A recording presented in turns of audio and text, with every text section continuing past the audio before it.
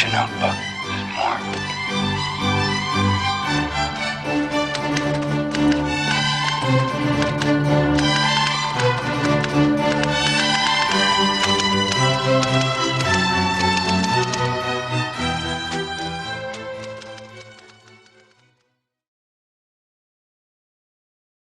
Is this Assange's last stand? I'm Joe Lauria, the editor-in-chief of Consortium News. And I'm Elizabeth Voss. Imprisoned, WikiLeaks publisher Julian Assange's fight continues to stop his extradition to the United States, where he's been charged with espionage and computer intrusion for the routine practice of journalism. However, what Assange revealed is anything but routine. As Mark Summers, one of his barristers who argued in his defense at this week's two-day hearing, told the High Court, there's a nexus between Assange's publications and his pursuit by the United States, making that government no better than any authoritarian regime that hunts down a journalist for revealing their secret crimes. Justices Jeremy Johnson and Dame Victoria Sharp informed the court after 10 hours of hearings over 2 days that they are reserving their judgment of Assange's fate for an unspecified future date. A deadline of March 4 was given for final submission of papers. A decision can come anytime after that. Johnson and Sharp are considering whether to allow Assange to appeal the Home Secretary's extradition order and various points of law in the magistrate's court decision 3 years ago. She had ordered Assange released on health grounds, but on the basis of assurances that it would not mistreat Assange in the United States, the US won an appeal at the High Court and reversed her decision. The UK Supreme Court then refused to take Assange's challenge of the legality of these assurances, and last June, a single High Court judge also refused Assange's leave to appeal. This week's two-day hearing was an attempt by Assange to reverse that decision and appeal for the right to appeal, as it were. It was a dry run this week to try to convince the judges that there is enough contested evidence in the case to permit a full-blown appeal. It was possibly Assange's last stand in Britain to avoid being sent in chains to the United States to face espionage and computer charges, and he could end up with a 175-year sentence. There were myriad issues covered in these 10 hours over these 2 days this week, including why the Home Office has not asked the United States for assurances it will not seek the death penalty for Assange, whether a foreign national can be denied First Amendment protection on U.S. soil, whether Assange is being extradited for a political offense that is forbidden by British law, and whether Assange is, by practicing routine journalism, was actually a villain trying to get U.S. informants killed and to bring down precious U.S. national security. Joining us from London, where all are, except for Elizabeth, are, well, Craig Murray, we're hoping he's going to join us in a moment, former British diplomat, whistleblower, journalist and friend of Julian Assange. With us right now is Chris Hedges, Pulitzer Prize-winning, former New York Times correspondent and author, and Alexander Mercouris, legal analyst and editor of The Duran. Gentlemen, all welcome to the show. I want to get general impressions from all three of you before we get into some of the details, of which there are many, time permitting. Let me start with you, Chris. You were in the courtroom. We sat next to each other. You had a glass of water poured on you by Claire Dobbin, the prosecutor. That's how close we were. We were sitting right underneath them. We had a good seats because we could actually hear what was going on. We could talk about that later as well, about the restrictions that were put on covering this case. But Chris, give me your general impressions of what you saw over these 2 days and where we stand now in this saga. The argument by the defense, just on legal grounds, was incontrovertible. I don't really know how he could be extradited. Of course, they pushed the adherence to the Anglo-American extradition treaty. I thought they did a fascinating job of using law and jurisprudence to prove that espionage itself was defined as a political act. I thought that was very astute, and then once they did that, arguing that because he's charged with espionage, although of course he did not commit espionage, it would be a violation of his rights as someone who's politically persecuted.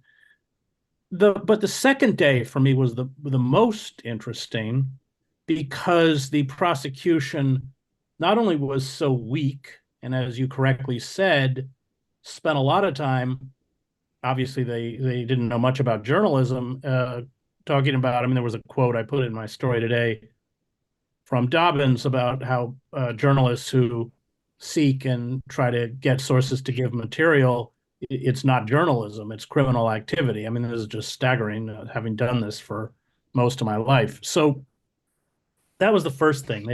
They would describe routine acts of journalism as criminal offenses. And then they relied very heavily on the affidavit of Gordon Cromberg. And that surprised me because, and I know him, or I don't know him personally, but I know of him because he went after 9/11. He was one of the major figures prosecuting Palestinian activists and Palestinian charities such as the Holy Land Foundation. And he went after a friend of mine, Dr. Samuel Arian. So that was a trial I followed very closely. He made all sorts of derogatory comments about Muslims. It was just farcical. They didn't have anything on Sammy. And it had kind of echoes of the show trial of Julian Assange. So he, in that, argues that people named and unredacted, that Julian didn't redact the documents, and that people named in those unredacted documents. And it worked really well. Is Kish actually like a person? No, Kish is an island in the Persian Gulf. Oh, right. Yeah. Got noise from you, Alex. And it's a very successful restaurant.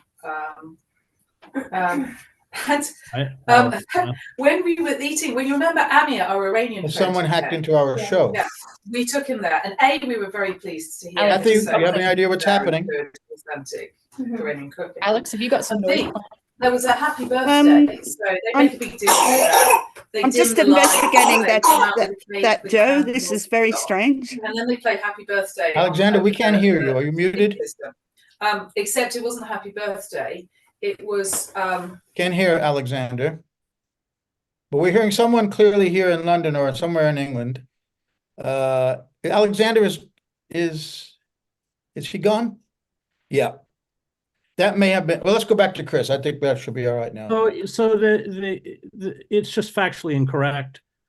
Julian spent weeks with his media partners, The Guardian, New York Times, redacting the documents. It were two Guardian reporters later in their book who published the passcode that then another online media organization used to access the unredacted documents. So that's just, that argument struck me. And then there's been no evidence that any of the names mentioned in the documents, any of those people came to harm, but they were talking about how they had disappeared. And even the judges were very skeptical of that. In fact, asked about it several times. And then the computer hacking charge that Julian had assisted Chelsea Manning, which again was completely debunked, has been completely debunked. And those were the pillars of their case, which are just factually untrue. She was reading, you and I got the Cromberg affidavit afterwards, and she was just reading directly from it. It was remarkable how little work they had done and relying on such a discredited figure. So I walked away from it. And I think that my sense was that the judges realized this. And my sense was that there's probably a possibility that they will grant on some of the accounts an appeal. The death penalty issue was a big one. The defense spent a long time talking about Vault 7. He's not being extradited for the disclosures of Vault 7. These were the CIA hacking tools that our phones and even our cars and everything can be even when they're turned off, can be used as monitoring, recording, listening devices. And there's no question that if he was extradited, that would be added. He's already facing 175 years. And the judges seem to be cognizant of all that. So those are my general kind of impressions from 2 days in the courtroom. Yeah, do you think that this was self-confidence on their part or arrogance that they were so badly prepared? They just they're gonna there's a cakewalk for them. They're gonna just get him eventually, and they don't have to bother working very hard. I don't know. You don't have to do much homework if you're just reading Kronberg. I mean, that's what Dobbins was doing. I mean, literally, she had it in her hand. So, yeah, I was surprised at how weak.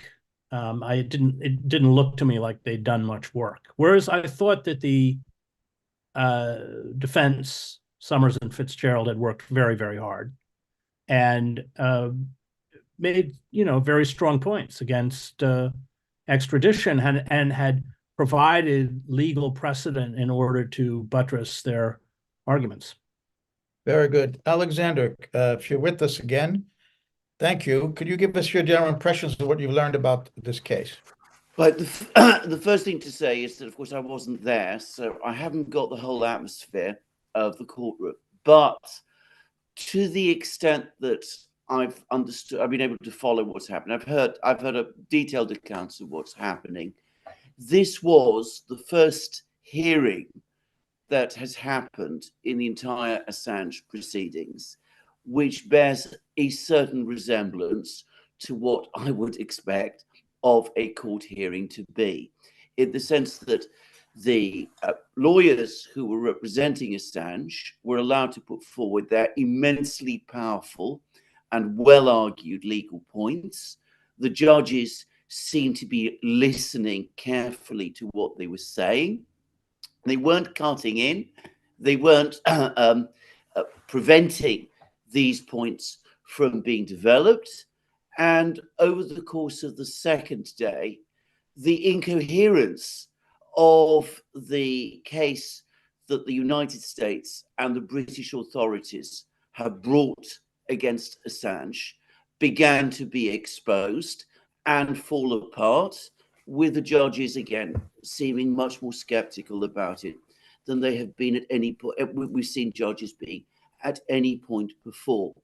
And I'm going to make two short observations. The first is that in a case of this kind, the fact that the judges have reserved judgment, that they're going away and they're saying that they're going to think about what they're going to say, and that they've asked for further submissions and further comments, that normally in any other case, I would say is a strong sign that they're going to grant leave, because it suggests that they think that there are issues that need to be thought about and thought through and discussed in a case. And if that is so, then the logical thing to do is to grant leave and have those points argued out fully in an appeal. The second point I want to make is that, in my opinion, Fitzgerald did an absolutely brilliant job of focusing on the main and critical issue in this case, which is the inherent political nature of these proceedings. Now, he also provided this long catalogue of authorities setting out the fact that one should not extradite people in political cases. That is the long established tradition here in England. It is the tradition under the common law. It is also what the extradition treaty between Britain and the United States says. He was absolutely right in saying it is abusive for the United States to seek to extradite someone in a political case, relying upon a treaty which actually precludes extradition in political cases. And I think he dealt in a masterly way with this absolutely phony argument. I mean, I consider it to be a phony argument that because the law, the subsequent law which was enacted, doesn't specifically preclude extradition in political cases, that is in some way allowed so that you can ignore what the extradition treaty itself says and disregard the long historical legal tradition which exists in this country. And I thought that on every other point as well, when we actually started to look at it, immediately it became clear that the position of the US and British authorities looks flawed at multiple levels. I mean, the denial that this is journalism, the pretense that people were put in danger as a result of Assange's activities, and that kind of thing. And again, people who have been in the courtroom, they say that the judges, for the first time, seemed skeptical about some of these points that the prosecution, if I can call them that, were trying to make. However, all of this sounds positive, but we know the reality of this case. We know the history of it. It should never have got to this point at all. The fact that it is a political case is obvious from the first point. All the points that have been made before by the defense, they've been made in the past, and all sorts of strange and inexplicable legal and procedural moves have been made previously. And that I have to say, that makes me very concerned, because I can't be sure that what I am seeing, which in any other case would make me confident that we are actually going towards a decision to grant leave, that will be granted in light of what has happened previously. I want to just finish with one specific point, which demonstrates how the judiciary have got themselves tied into knots over odd procedural decisions that they have made in the past.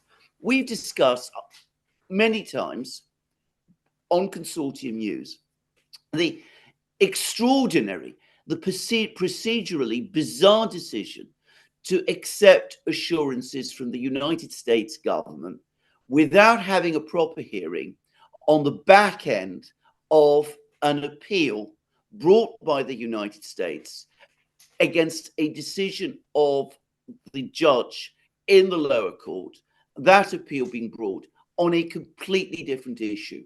Note that the United States on that issue, which was the basis of the appeal, lost. The result of that decision to accept the assurances in that way is that the assurances were never examined by the court properly, because there was no hearing to review them and to discuss them and to analyze them properly and to see whether they really that they were really strong and that they really covered the situation that has arisen in this case. And over the course of the hearing that we have just had, we already see the problem that, in fact, the assurances do not cover the very real possibility, if Assange goes to the United States, that more charges might be brought against him, charges which could potentially give rise to the risk that the death penalty might be ordered against him. Now, had there been a proper hearing discussing the assurances, that problem would have been identified at that hearing and it would have been resolved properly. But both the High Court and the Supreme Court looked the other way. And you can see, I think, that the judges in this hearing were troubled and embarrassed by that. But of course, they're now very constrained in what they can do. So I'm very faintly hopeful, very faintly, but I'm not going to take out the champagne corks, not by any stretch of the imagination. The previous events in this case make me wonder and make me fear that, things will not turn out well, but purely on the basis of what I have heard, of the legal arguments, of the way they were received, of the response of the judges, and of the way the case was conducted, the hearing was conducted, I would say that the last 2 days have been the best days that Assange has had in any courtroom up to now. Let me follow that up, Alexander, and thank you for that. Why do you say they're constrained? Who's constraining them, and in what way? Because technically it's res judicata.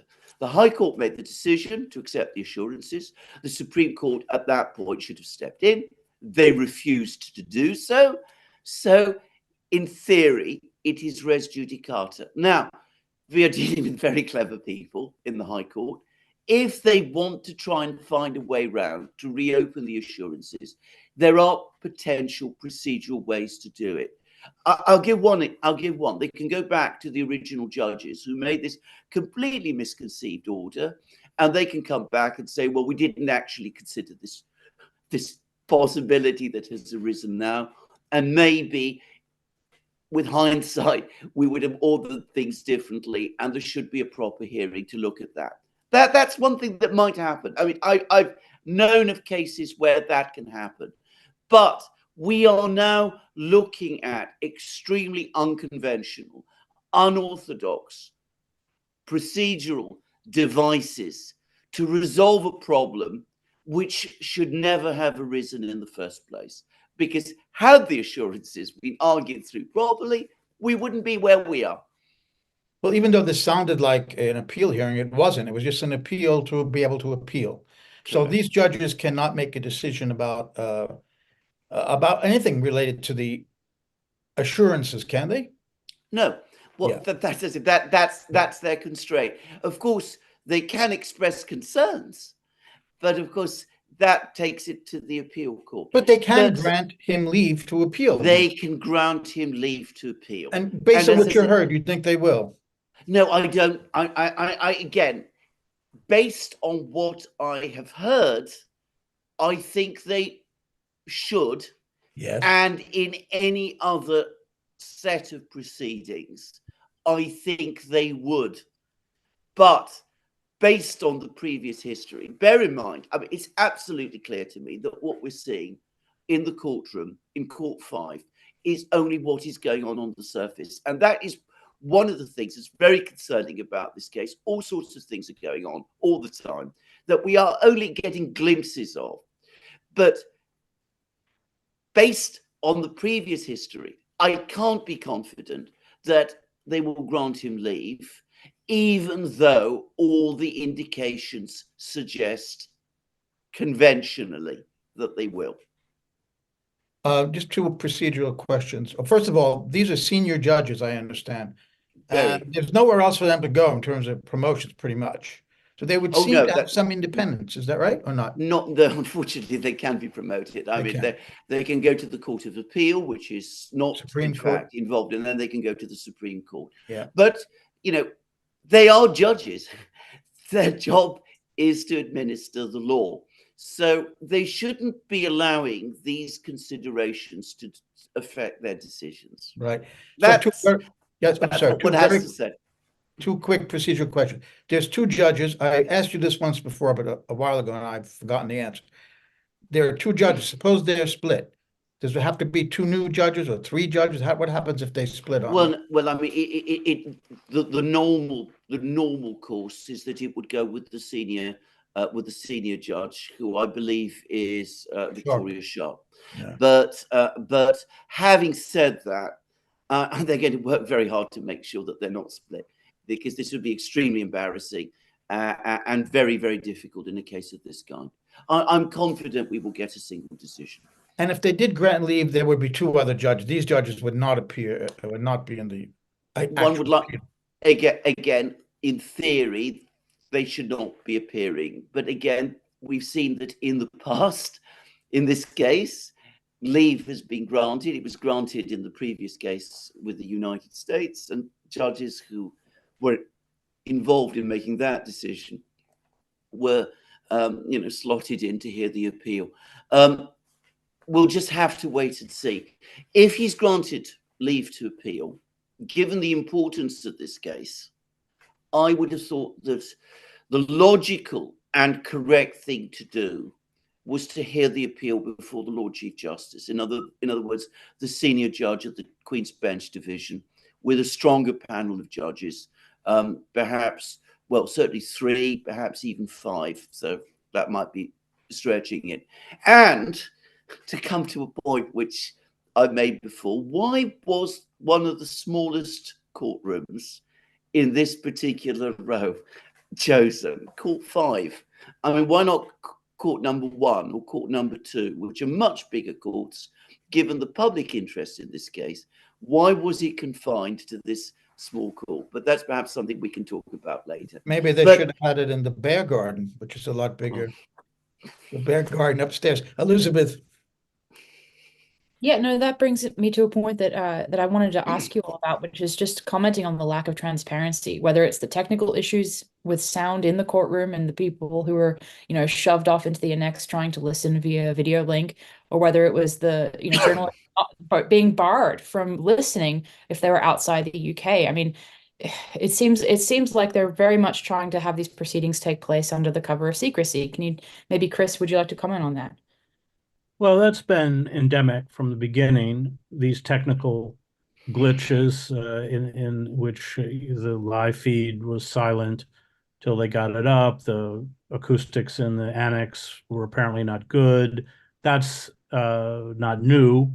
I think it's probably a combination of an antiquated system. I mean, they had microphones hanging from wires in the courtroom, and coupled with the fact that it serves their interests not to provide links and audio feeds that are reliable. They've run roughshod over the most basic legal norms, starting with the fact that through UC Global, the CIA had access to all of Julian's meetings with his attorneys. I mean, the evisceration of attorney-client privilege alone should see the case thrown out. The idea that somebody who wasn't a spy or spying is not American citizen and wasn't even on American soil when he received the documents is being charged with espionage. I mean, it just goes from there. So I think the egregious violations of judicial procedures and basic law is probably not lost on those who are carrying out this process, and I can see why they particularly wouldn't want it advertised. It's a pretty devastating commentary on the bankruptcy of the British judicial system. Yeah, and adding to that, we saw that the mainstream press basically came in only to hear the prosecution's arguments, it seemed like, which was very similar to the way that the, cable news and corporate media only covered Israel's presentation in the ICJ proceedings as well. Any thoughts on that? Well, the problem with the mainstream media is they don't understand the case that serves the interests of the mainstream media. I was seated next to the Guardian correspondent. He's been the legal correspondent for 3 years, but it's not a case that he knows particularly well. I mean, I read a lot of the reports, and I honestly, you'd have a very hard time figuring out what was happening or why from those reports. And again, that's kind of the way they like it.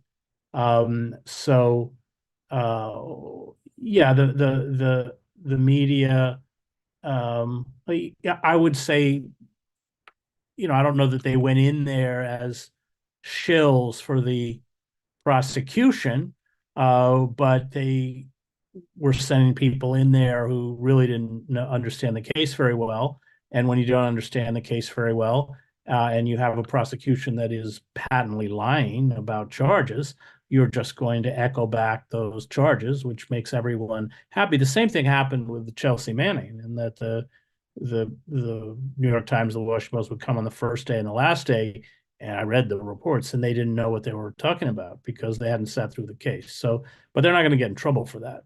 If they parrot back, if it's that classic he said, she said form of journalism, maybe he's right and maybe he's wrong and maybe she's right, and that's people will see an event like this and they're just even more confused than they were before they read the article, and that's the problem. Yeah, and given the fact of all the violence in Gaza right now and all the political fallout that's the Biden administration is suffering because of that, do you think that the Biden administration really wants a successful extradition of Assange and having to deal with that right now? No, and I think part of the entire policy towards Julian has been what Neil Smelzer calls this slow motion execution. Julian's psychological and physical health is precarious. That's by intent.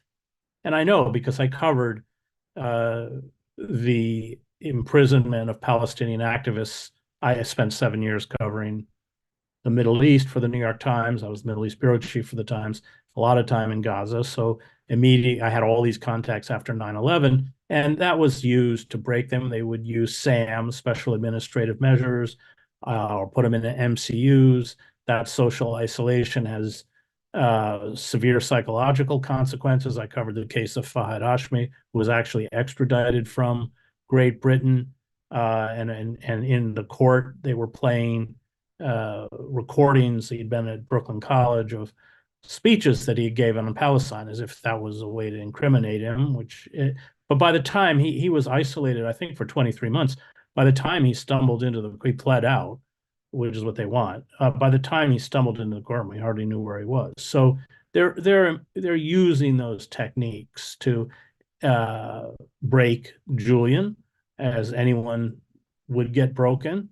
And if they can add on a few more months and not have it interfere with the election, I think, yes, that is beneficial to Biden. He's in a very precarious state, given the wholehearted backing of the genocide, Israel's genocide in Gaza.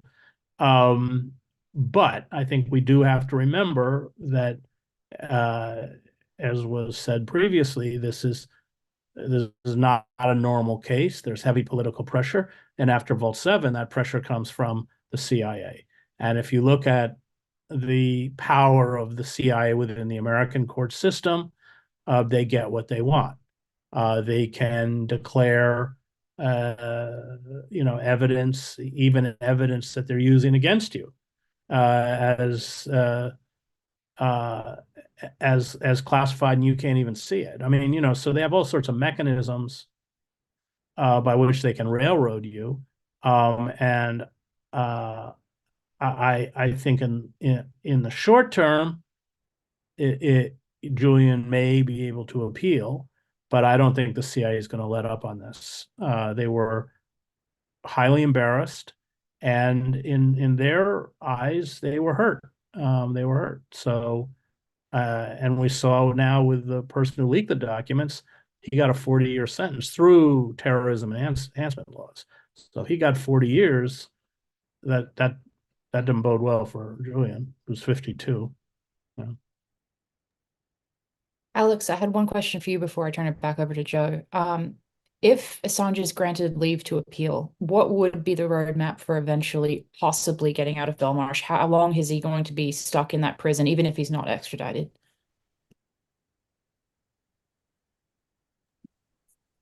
I can't hear you. I don't think you're muted, but I can't hear you. His microphone seems to have gone off. Well, Joe, if you had any more questions while we get that figured out. Yeah, we apologize for the technical problems we're having. Alexander, he's gone. He'll be coming back in again, and you could ask him later. Let's turn it over to Kathy, who was following very closely these events online. In part of that strategy to limit coverage, unlike previous hearings at the extradition hearing in 2020 and the High Court hearing in October 2021, journalists had to be in England or Wales physically in order to get the remote access, which is just no explanation for that, because it was possible before, suddenly it didn't, except that they wanted to limit the coverage. Well, Kathy is in London, so she was able to get the remote code and watched it and did the live tweets for us, and an excellent job. Our tweets were quoted yesterday at a rally in front of the British consulate in New York. By name, this is what informed a lot of the activists about what was going on inside the courtroom. So Kathy is really followed closely what happened. She's got a question. Well, it's not exactly a question. I should say first that there was a terrible kerfuffle in Australia about the Australian media being completely locked out, but not only the media, but politicians who wanted to monitor. And it was taken to the Australian Journalists Union. And then the head of the union took it, the director took it to the High Commissioner, the Australian High Commissioner in London, who wrote to the courts. And well, he didn't have any joy. But luckily, we came over here. And I sort of thought that there would be that kind of problem and, around the court, because there always is. So I just didn't want to go anywhere near the place. And I opted for the video link with a very powerful set of headphones. So I just wanted to make a comment about Dobbin's arguments. It seemed to me, that there was a lot of insistence on Julian's behavior being unlawful. And by virtue of that, his Article 10 rights didn't apply, right? The US doesn't allow journalists to break the law, and there was so much insistence on that. And one point that she really labored on was the fact that he had aided Chelsea Manning to crack a hash password in order to hide her identity. It's one of the old canards that have been around since the extradition hearing, and it was demolished by the forensic examiner in the extradition hearing, Eller. His name was Eller. However, if you've read the 150-page High Court submission, on page 124, something very interesting is written. And that is that the US prosecutor, Gordon Kronberg, wrote to the court belatedly just before Baraitser handed down her ruling and said that it was now, quote, not alleged that the purpose of the hash cracking agreement was to gain anonymous access. So they had disavowed that narrative. And yet we had Dobbin in the courtroom asserting that. Had she not read the submission? Did she decide to go ahead with that anyway because it would reinforce the idea that Assange had committed an illegal act in order to bolster the idea that he should have no Article 10 rights? Well, we don't exactly know, but in a way, it sounds like the left hand doesn't know what the right hand is doing. It seemed to me to be terribly incoherent. But one thing that really alarmed me was when you actually wrote it down, Joe, when you said that all 18 counts filed against Julian allege that his purpose was, quote, that such information so obtained could be used to the injury of the United States and the advantage of any foreign nation. And that so much reminds me of the fact that Chelsea Manning was originally charged with aiding the enemy. She was acquitted of that charge, but that charge alone could have meant the death penalty. And this just sounds very, very similar. And Kathy, and I would. You said that in Kronberg, when he wrote that brief saying we're dropping this charge, basically that not the charge, the narrative, the allegation that he was trying to crack the password to steal documents. Didn't Baraitser then say, "Well, I'm going to agree with it anyway"? Agree with it yes, anyway? That's right. Well, let the court in the U.S. decide this issue. Yes, the prosecutor, James Lewis, QC, managed to convince Baraitser, well, that if it wasn't to hide Manning's identity, there might have been some other hidden purpose that you don't understand, whereby it would enable Manning to obtain information illegally in a more general way. Yeah. And in fact, the defense argues that there was never any allegation that Manning would obtain information Let's in a ask more general Alexander way. about that, Kathy. Thank you, Kathy. Let's ask Alexander. What do you make of that? Were you aware of that they actually just decided to basically drop that? No, I wasn't, but it doesn't surprise me because can I just say something straight away about this? This is in essence a very simple case indeed, a very simple case in terms of English law. This is a political case brought by the United States against a journalist for carrying on the work of journalism. That's all it is. Now, if it's simply argued in that way, and that is where I think Assange's lawyers did an excellent job on the first day. If it's just understood in that way, then of course an extradition is impossible. And by the way, I suspect a case in the United States would be impossible as well. So what does the United States do in that situation? They obscure the fact. They bring in all kinds of strange arguments.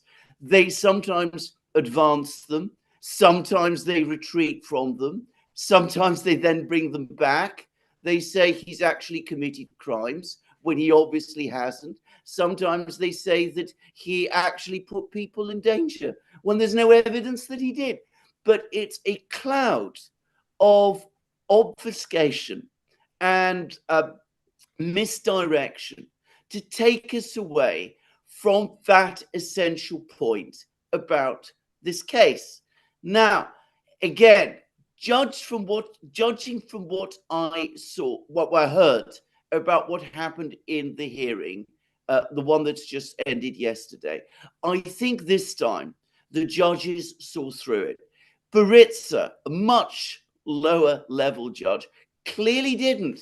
If you go back to her judgment, the point about the political nature of the case was something she only addressed and dealt with in passing. She went ahead, spent all her time going through all of the other issues that the United States had brought up, issues which, of course, Assange's defense had to work through. And she didn't focus on that essential point.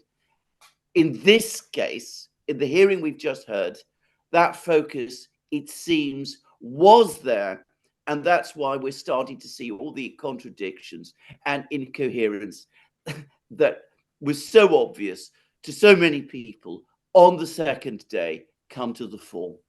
Well, Alexander, I completely agree. I thought it was a fantastical story that Dobbin had weaved, and it was in stark contrast based on especially what Mark Summers had laid out on the first day, and then in his rebuttal at the end. It was strong statements that you would be surprised to hear. And I wonder, I got this idea that Mark Summers is living in the actual real world. And he talked about real world things like American war crimes, mentioning this in a British court. And then here she comes with wasting the court's time to describe journalism quite well, and then calling it some evil plot by this dastardly villain, Assange, was trying to bring down U.S. national security. It was just extraordinary. But I wonder, Alexander, you spent a lot of time, and I learned so much from you and Alex on your Duran videos about the changing world. And this world has changed dramatically, particularly since Ukraine and now Gaza. But this chipping away at American credibility of this fantasy world that the U.S. has constructed, that we saw displayed in the courtroom in the mouth of Dobbin, that this world that doesn't really exist, the credibility is being chipped away. And it began with Julian Assange, if you look at it, in the WikiLeaks releases. And that's one of the reasons they're so furious, because he's outed them and he's opening people's eyes to what these guys are really up to. And that fantasy world is, as I say, being broken down, and I think particularly now because of Ukraine, creating a whole nother system in the world that doesn't need the United States. American rule is being questioned in a way it probably hasn't been since the Second World War ended. And I wonder if the outpouring we now saw, there were hundreds of people in front of that courtroom, all the major human rights and press freedom organizations, presidents of countries in Latin America and elsewhere. There's an enormous support that's risen up. People don't buy the American story anymore. Am I making too much to conflate that with this? Globally, people are not buying American lies anymore like they used to. Could these two judges step out of the fantasy world that they're plunged in? Because let's face it, British and American populations believe this these lies, this fantasy world more than other countries. Could we see that is this having any effect on the Assange case? Could it? What I've just described, Alexander. Well, one would like to believe so. Now, I worked in that building. I worked in the Royal Courts of Justice for 12 years. And there's two things I want to say. The first point is that what goes on outside the Royal Courts of Justice absolutely has an impact within it. I mean, the idea that this is an isolated, bubble where things just happen, and what people say, the fact that all these people are out there in the world making their protests known, making their strong disagreement known, that there's protesters outside, that all of that has no effect at all. That emphatically is not true. If there had been no protests, no issues from world leaders, no comments from people like Nils Melzer, no concerns expressed by jurists from around the world, we would be in a different situation. We would be looking at a completely different situation in this case. So that absolutely does have an impact. So that's one thing. The second thing I would say is that, of course, judges are people who are trained, one would like to believe, to see through the smoke screen and focus on facts. That's what being a judge is, being able to separate the nonsense and the fantasy world and get through to the heart of the issue. And one would like to believe the judges at this level are able to do that and have done this. The problem is that, of course, they're also parts of the establishment world. As I said, we don't know what is going on behind the scenes, what pressures are being brought. There might be, for all we know, pushback within the court itself. Now, I know that also happens, that some judges become concerned that the court is taking a course which they are very uneasy about, because they say, well, what are we here for? We're here to administer the law, not to do the bidding of a government, far away across the sea, however close and friendly it is to us. We're undermining ultimately that which we stand for and which has made us what we are. That does happen.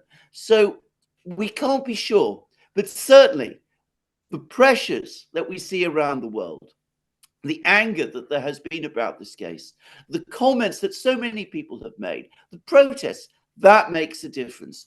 And as for the judges, well, we'll just have to wait and see. I absolutely believe, maybe wrong, that I think they know what they should do. I think they do. From everything that I've heard about what happened on Tuesday and Wednesday, that is what I think. Whether they will find the courage to do it, that's another matter.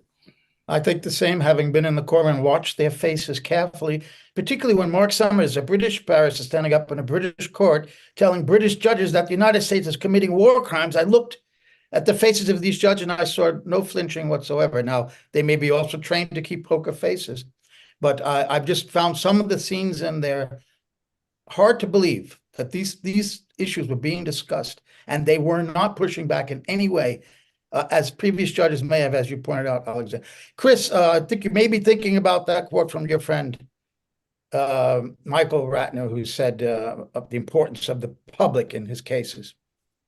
Yeah, Michael was Julian's lawyer, a close friend of mine. That's how I met Julian. Michael, I used to travel over to London with Michael when he had meetings with Julian at the Ecuadorian embassy. He tried a lot of controversial cases. He was the driving force behind getting legal representation for the detainees in Guantanamo. And he said that he can't do his work in the courtroom unless people are mobilized outside to put pressure on the establishment with him, that was a fundamental part of his legal practice. Anything else you'd like to add? Yeah, sorry, I'd just like to respond to what Alexander said, because I know you guys are talking about the big picture, but let's not forget, going back to 2011, Joe, when Biden said, if it all depends on how Julian obtained the documents. And it has been imperative right from the beginning that they maintained this charge, that he obtained those documents illegally. And so that Mark Summers actually addressed that right at the end. And he said, well, okay, just say he did obtain the documents illegally. Charge him with that. That doesn't make the journalism illegal. Right. And then we would immediately engage, make an Article 8 application for time served. Yeah. Right? Yes. Well, but that we know doesn't that mean they- that that's not important. That's their hook, as we know, that has Yeah. enabled them to go for the espionage thing, and the thing that has set him aside from any other journalist, that has, as Biden said, the material dropped on their lap. It is very important, and that's someone we've got to. Well, the Obama administration did not Yep. indict him because they know he was practicing journalism. Even if they didn't call him one, they know what he was doing. It was up to the Trump after Pompeo, the driving force clearly after Vault 7. And that's where we are right now. I'm a little bit pessimistic based on Alexander's words that he doesn't feel that these judges, despite knowing what they should do, will do what they should do. So let's have some closing remarks from you, Alexander, and then Chris. Well, the first thing to say is let's hope they do find the courage. I mean, clearly, this was, well, in my opinion, this was, as I said, a proper hearing at last. None of the other hearings that we've had up to now, indeed going back all the way to the original, sex abuse allegations, none of the hearings have made any kind of sense to me. This one, for the first time, did. It was a proper, real hearing. So I'm not going to abandon hope at this stage, not after a hearing like this one, not after seeing how the judges acted. And just two things to say. Firstly, going back to Elizabeth's question, which I wasn't able to answer. If he gets granted leave, I would hope that there is some mechanism whereby the lawyers who represent him would be able to make another application, either for bail or at the very least for a transfer of Julian from Belmarsh. I mean, the man is very seriously ill. There is no doubt about it. Even the judges, in a kind of way, seem to acknowledge the fact. So, given what the judge at first instance, Baritza, already said about, the risks to his life, I would have thought that it is imperative for the court, if they do decide to grant him leave, if they do think that he has actual points to make, that they actually this time finally get round to doing it. I am not familiar with the bail application procedures, but I would have thought that something like that can be done. That is one point I wanted to make.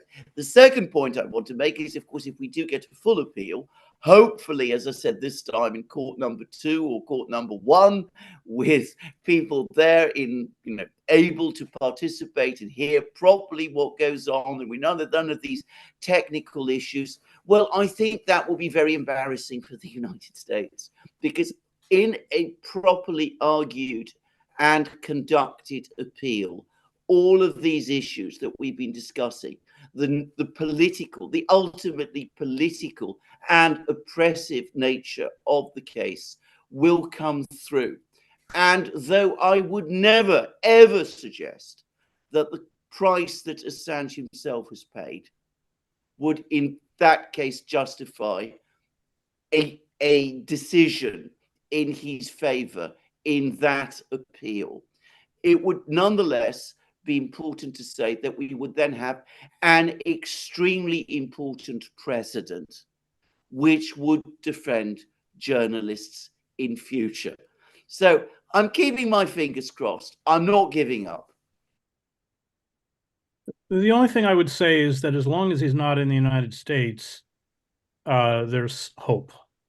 I think once he's in the clutches of Gordon Cromberg in the Eastern District in Virginia, he's not going to get out of that bear trap. So there is pressure, the Australian Parliament, Prime Minister, and I think you and I, we all remember, Joe, these very bleak times when that character assassination was extensive and quite effective. I think that's dissipated. So while I wouldn't call the ability to appeal a victory, it's a victory in a smaller sense that as long as he is not in the clutches of the United States, he has some chance of being freed. I think once he's extradited, it's probably going to be impossible for him to get out of spending the rest of his life in a supermax prison. Well, we've reached 1 hour in the show. I want to thank Alexander in London and Chris in London and Kathy in London, and I'm speaking to you from London as well. And we will be keeping close eye on this. We've published several stories and videos, and we're going to continue to cover this story in the way we have, because it's so damn important. So thank you all again for joining us. And until next time, this is Joe Loria for CN Live saying goodbye. Get out your notebook. There's more. If you are a consumer of independent news, then the first place you should be going to is Consortium News, and please do try to support them when you can. It doesn't have its articles behind a paywall. It's free for everyone. It's one of the best news sites out there, and it's been in the business of independent journalism and adversarial independent journalism for over 2 decades. I hope that with the public's continuing support of Consortium News, it will continue for a very long time to come. Thank you so much.